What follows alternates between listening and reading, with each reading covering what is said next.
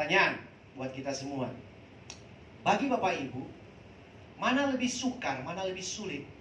Memaafkan atau minta maaf? Halo, Roh Putra, help me. Mana lebih sulit? Saudara memaafkan seseorang atau saudara minta maaf kepada seseorang? Siapa yang bilang minta maaf lebih sulit? Terima kasih buat tangannya. Oke. Saya kira-kira udah tahu nanti hasilnya seperti apa. Siapa yang bilang memaafkan lebih sulit? Oke, yang lain lu ngomong apa gue nggak tahu. Kira-kira begitu kan? Saya nggak tahu. Ya, nah, saya mau beritahu bahwa minta maaf, kalau saudara dan saya minta maaf berarti posisi saya yang salah. Benar nggak sih? Betul? Kalau saya minta maaf berarti kan saya yang salah. Iya dong. Terkecuali saudara agak sedikit saudara minta maaf buat sesuatu yang saudara tidak berbuat salah gitu kan. Tapi kalau saudara salah wajar, setuju? Dan saudara harus gentle, saudara harus berbesar hati bahwa saudara harus minta maaf karena saudara salah. Tapi kalau memaafkan, itu berarti kita nggak salah, orang yang di sana yang salah kepada saya. Setuju? Dan biasanya memaafkan lebih sulit atau lebih sukar karena memaafkan butuh keberanian dan kekuatan yang ekstra. Setuju? Karena bukan saya yang buat salah. Orang lain berbuat salah kepada saya. Ada seorang dokter namanya William Countryman. Dia berkata begini, only the strong can forgive. Hanya orang yang kuat yang bisa memaafkan atau mengampuni. Dan God is the strongest. Dan Tuhan adalah yang terkuat. Kenapa? Karena dia mengampuni umat manusia. Nah, saudara bisa lihat bahwa Tuhan itu kuat sehingga dia bisa mengampuni kita yang kurang ajar, yang tidak taat, yang tidak dengar-dengaran. Dia mengampuni karena God is the strongest. Masalahnya dengan manusia adalah ini. Kita tidak bisa terluput dari orang berbuat salah buat kita. Setuju? Masalahnya kan itu kan?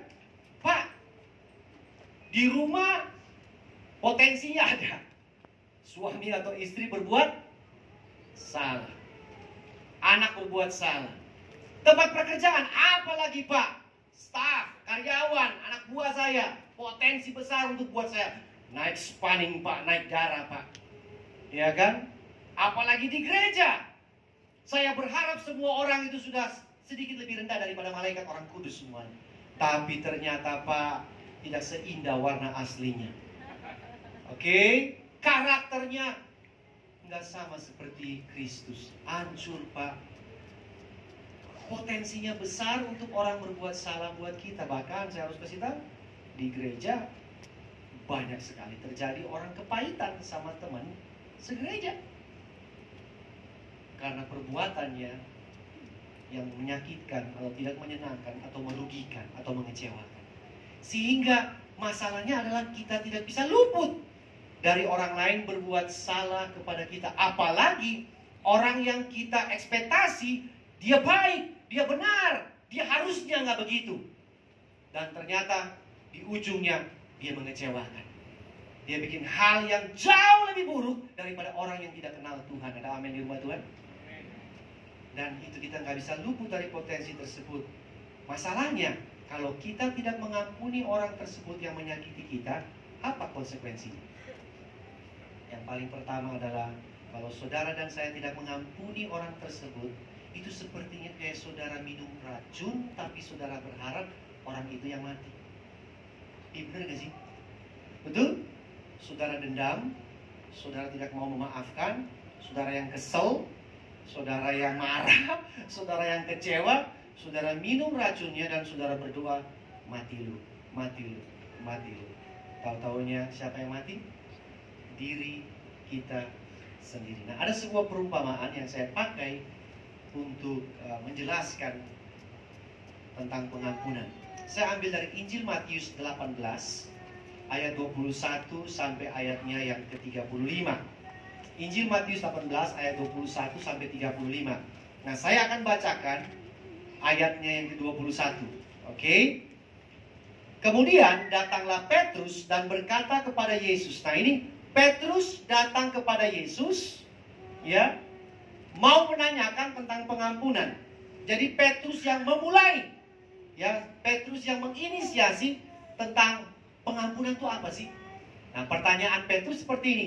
Tuhan, sampai berapa kali aku harus mengampuni saudaraku jika ia bersalah atau berbuat dosa terhadap aku? Dan kemudian Petrus naikkan sebuah angka, yaitu 7 kali kan? Oke.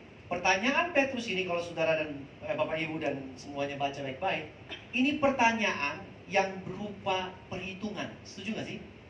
Karena ada kata sampai berapa kali.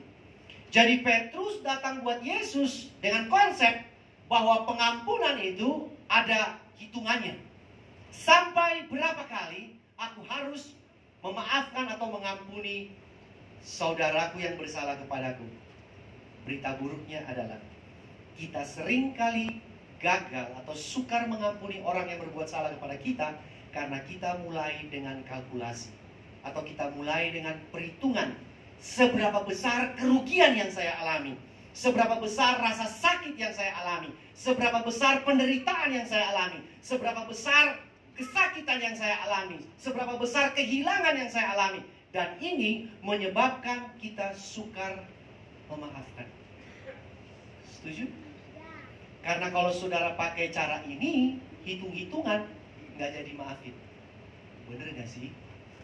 Karena dia yang pinjam uangku, karena dia yang bawa lari suamiku, karena dia yang bikin aku jadi begini. Dia berapa kali? Sehingga pengampunan akan menjadi sukar kalau saudara dan saya pakai kepala. Ada kalkulasi, ada hitung-hitungannya. Nah, mari kita lihat apa respon daripada Yesus terhadap pertanyaan Petrus ini. Petrus bertanya, sampai berapa kali? Kemudian Yesus bilang begini. Yesus berkata kepadanya, bukan.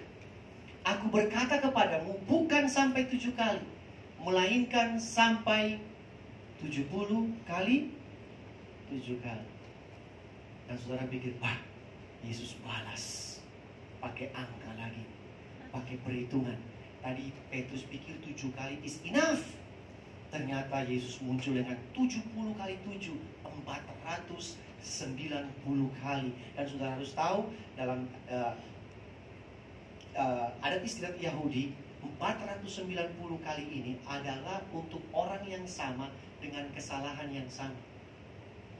Jadi kalau ada seseorang si A datang kepada saudara, dia tendang kaki saudara, saudara harus hitung sampai 490 kali. Kalau dia tempeleng, berarti itu hitung dari 0 lagi. 1 sampai 490 kali. Makanya saya tahu waktu Petrus dengar kata 490 kali, dia langsung kejang-kejang.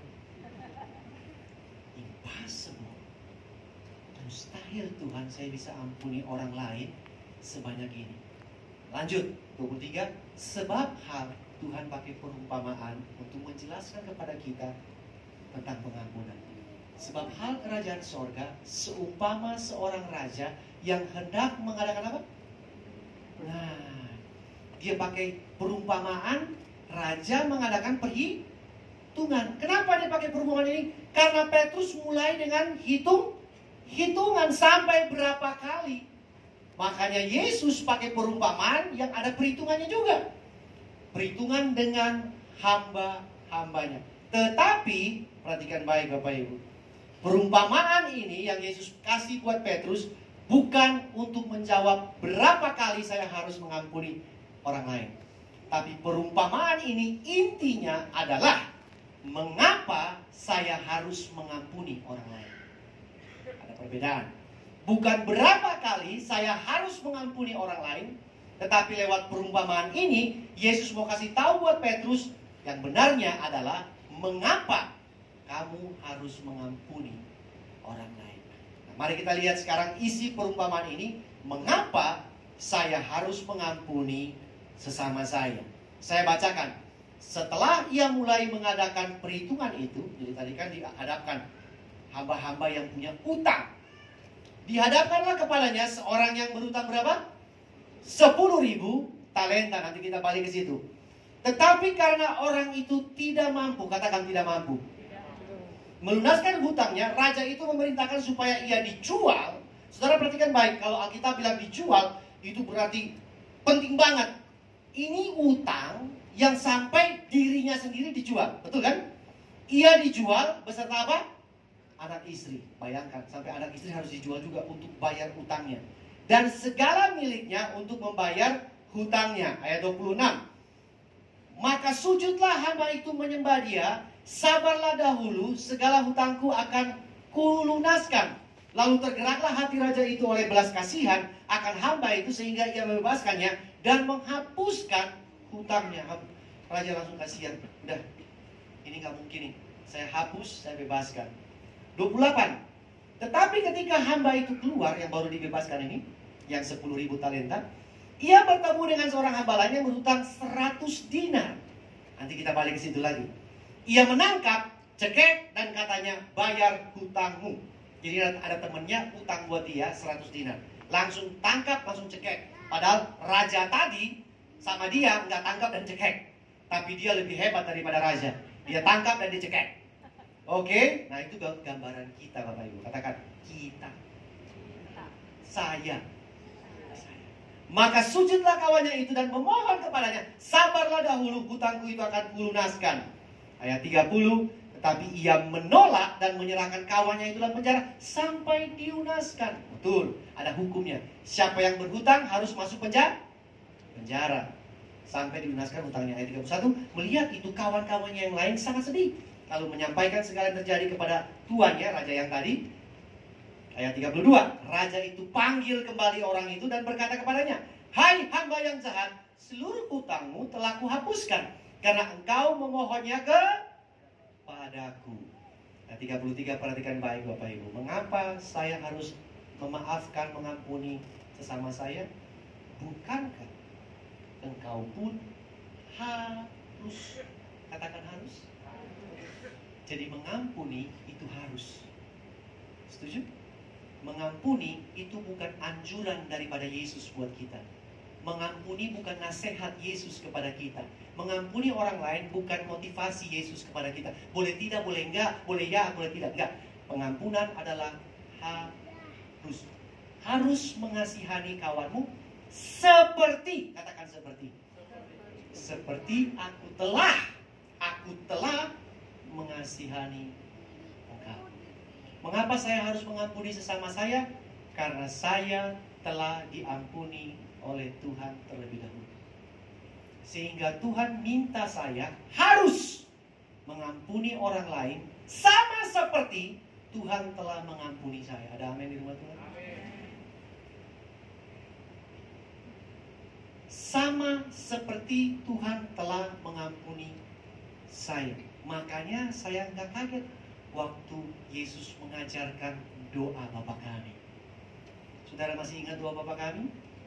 Salah satunya bunyinya begini, di tengah-tengah doa itu bilang ini, ampunilah kami akan kesalahan kami seperti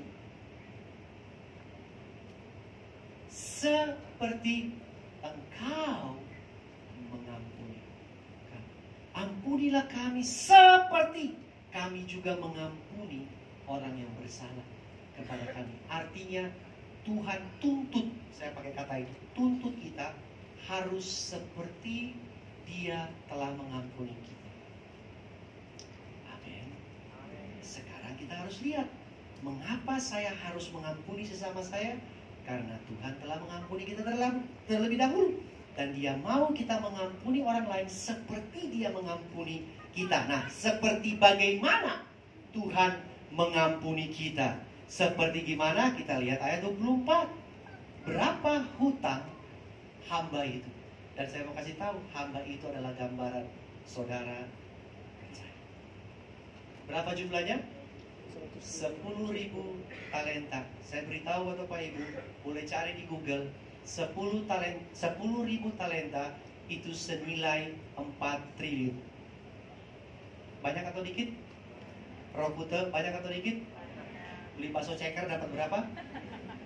Hah? Sarombong-rombongnya, saabang-abangnya, sarumah-rumahnya, sadis-sadisanya. Betul? Banyak banget. Makanya 10.000 talenta atau 4 triliun, kalau saya bagi dengan UMR 1 bulan 5 juta, oke? UMR Bali katakanlah 1 bulan 5 juta, maka orang itu harus bekerja 100.000 tahun baru bisa lunas. Bapak Ibu, 100.000 tahun. Bukan 100.000 hari, 100.000 tahun. Jadi orang itu hidup, bekerja, mati, hidup lagi, bekerja, mati, hidup lagi, bekerja, mati, hidup lagi, terus begitu 100.000 tahun. Makanya dibilang apa tadi? Sujud dia. Dia tahu. Dia gak mungkin. Dia tidak mampu dan tidak mungkin bisa bayar.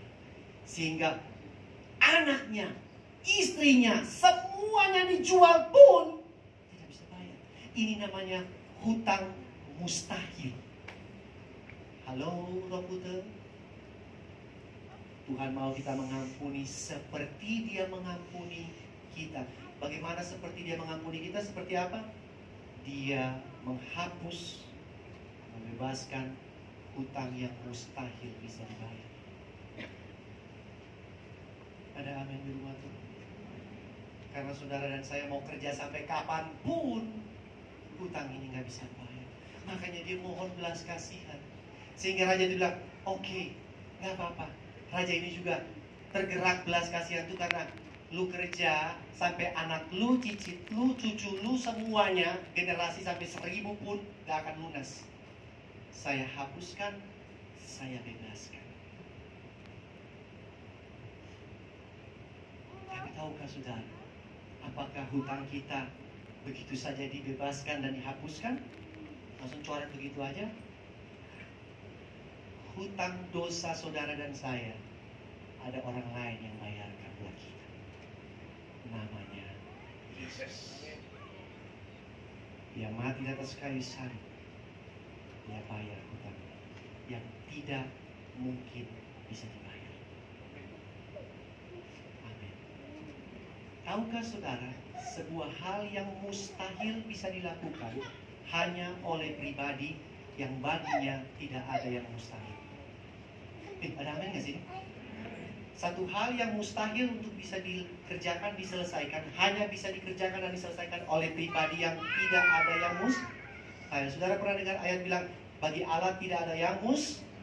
Kita sering kali pakai ayat itu untuk sakit penyakit, untuk financial problem, untuk persoalan keluarga. Tapi saya mau beritahu, ayat itu cocok dengan ini.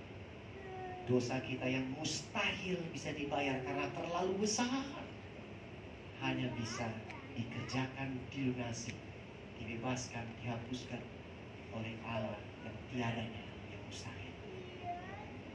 Amin. Sehingga hamba ini senang. Dia happy bahwa segala sesuatunya bisa lunas. Dan kemudian dia keluar. Begitu dia keluar, dia ketemu temannya. Dan temannya ini hutangnya 100 dinar. Tadi berapa hamba itu hutangnya? 4 triliun. Mari saya katakan, 100 dinar itu kira-kira jumlahnya, lihat di Google, 10 juta rupiah. Banyak apa sedikit? Banyak apa sedikit? Kalau UMR 1 bulan 5 juta berarti 2 bulan selesai. Betul? Tapi apa yang dilakukan oleh orang itu, oleh hamba itu, belum juga ngomong, dia sudah tangkap dan dia bayar. Hamba ini adalah gambaran kita yang sering kali lupa diri dan tidak tahu diri bahwa hutang kita jauh lebih besar. Ini cuma 10 juta rupiah, 2 bulan selesai. Hutang saya 100.000 tahun nggak selesai. Tapi ini cuma 2 bulan. Dia cekek, dia ancam, saya kembalikan kamu ke penjara. Makanya kenapa Tuhan bilang kita harus mengampuni seperti Dia mengampuni? Karena hutang kita lebih besar. Ada amin di rumah Tuhan? Dan kita seringkali lupa diri. Karena kita seperti Petrus, kita pakai kepala. Kan enak dia Pak, kalau saya ampuni kan enak dia. Dia yang happy Pak. Udah utang, udah salah, kita maafin lagi. Sehingga hutang yang tidak mungkin tadi Dibandingkan dengan hutang yang mungkin cuma 2 bulan selesai Bapak Ibu. Dia paksa harus bayar dan kemudian dia paksa masukkan dalam penjara. Padahal tuh kalau masuk penjara cuma 2 bulan keluar. Setuju? Setuju? Kan 2 bulan kerja aja bayar 5 juta sebulan selesai. Dibandingkan dengan tadi 100.000 tahun di dalam penjara. Melihat itu mereka semua sedih kayak apa teman-temannya dia. Dan mereka lapor kepada rajanya. Hamba itu dipanggil kembali. Dan kita bisa lihat raja itu suruh panggil kembali dan raja itu bilang, "Hei, kamu kan tadi 100.000 tahun harusnya dalam penjara, 4 triliun. Kenapa itu cuma 10 juta kamu enggak bebas?" Ayat 34, marah raja itu. Masukkan kembali ke dalam penjara karena hutangnya tetap ada. Mengapa saya harus mengampuni? Yang pertama, karena Tuhan telah mengampuni saya. Yang kedua, mengapa saya harus mengampuni? Karena dengan mengampuni, saya membebaskan diri saya sendiri. Kalau saudara dan saya tidak mengampuni orang lain, kemungkinan besar kita kembali masuk di dalam penjara.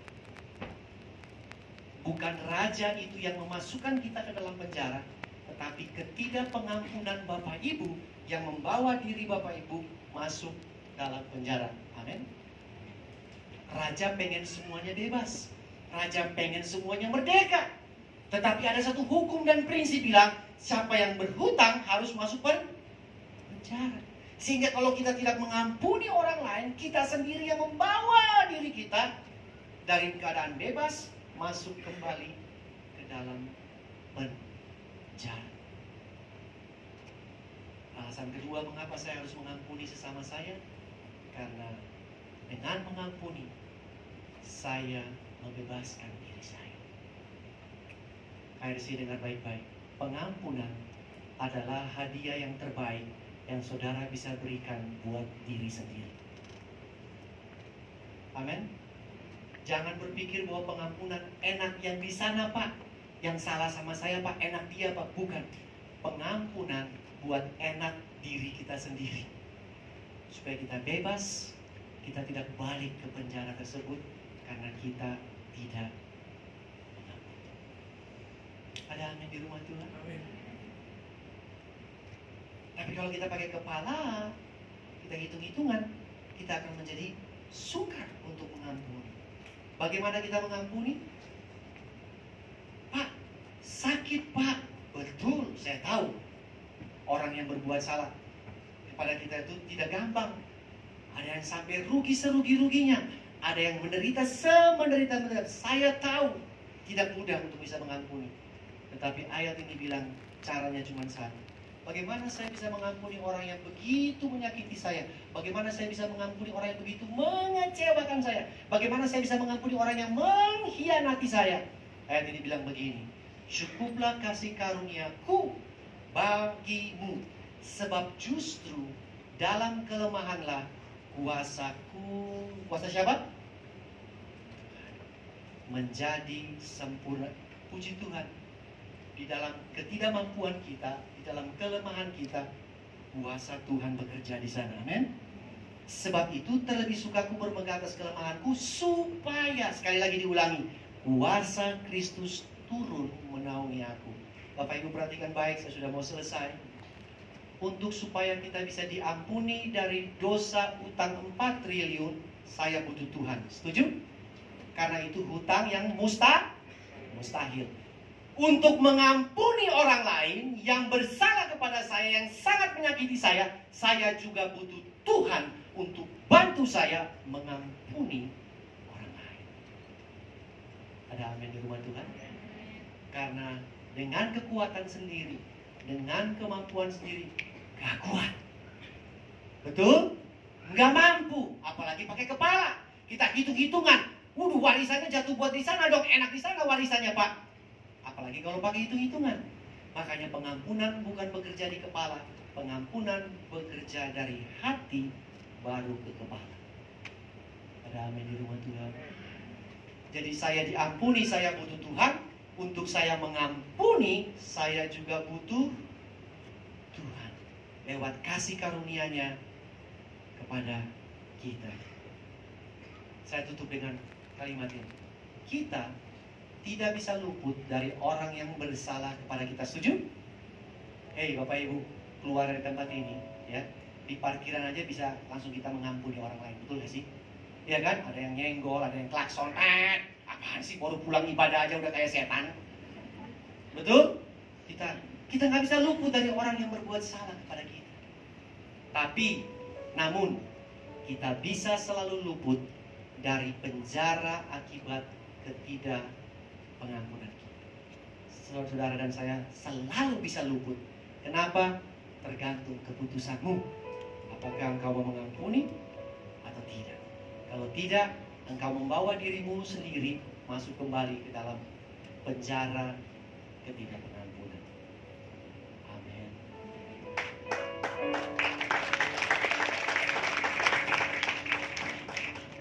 Tinggal 1 minggu lagi saudara akan tukar kado. Tinggal 1 minggu lagi saudara akan kumpul keluarga. Let me give you little advice. Kalau nanti pada saat saudara tukar kado, saudara makan kue sama-sama, saudara celebrate Christmas together, remember this thing. Orang bisa tukar kado, orang bisa tertawa, orang bisa cheers, orang bisa makan sama-sama. Tapi pastikan kamu mengampuni orang yang bersalah kepadamu. Percuma saudara tukar kado, tapi di hati saudara caci maki orang itu. Saudara benci dia, saudara sumpahi dia cepat mati karena dia utang gak bayar. Dia bawa lari pasangan saya. Dia janji gak tepati, dia kecewakan saya. Percuma saudara tukar kado. That make this Christmas very special for you when you forgive others. Terima kasih sudah menonton saya. Tuhan berkati setiap kita.